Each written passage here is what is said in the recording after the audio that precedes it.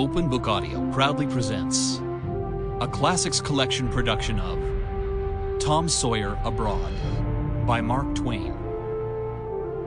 Read for you by Matt Armstrong.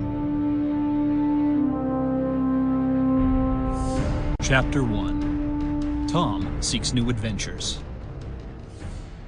Do you reckon Tom Sawyer was satisfied after all them adventures? I mean the adventures we had down the river, and the time we set the darky Jim free and Tom got shot in the leg? No, he wasn't.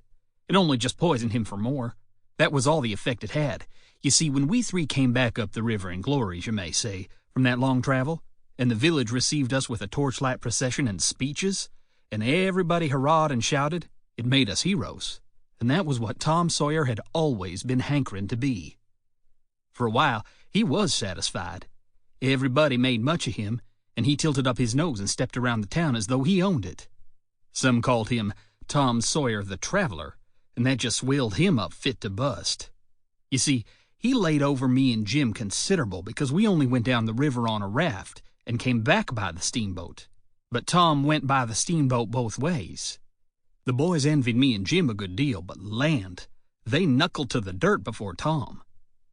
Well, I don't know. Maybe he might have been satisfied if it hadn't been for old Nat Parsons, which was the postmaster, and powerful long and slim, and kind of good-hearted and silly, and bald-headed on account of his age, and about the talkiest old creature I ever see.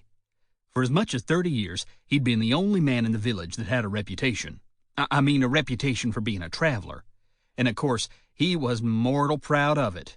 And it was reckoned that in the course of that 30 years, he had told about that journey over 1,000,000 times and enjoyed it every time.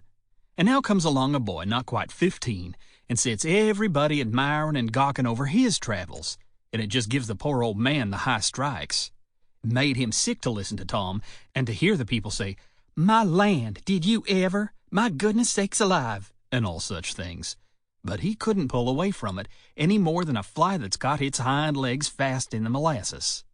And always when Tom comes to a rest, the poor old creature would chip in on his same old travels and work them for all they was worth. But they were pretty faded and didn't go for much, and it was pitiful to see. And then Tom would take another innings, and then the old man again, and so on, for an hour and more, each trying to beat out the other. You see, Parsons' travels happened like this. When he first got to be postmaster and was green in the business, there come a letter from somebody he didn't know, and there wasn't any such person in the village. Well, he didn't know what to do or how to act, and there... Sample complete. Ready to continue?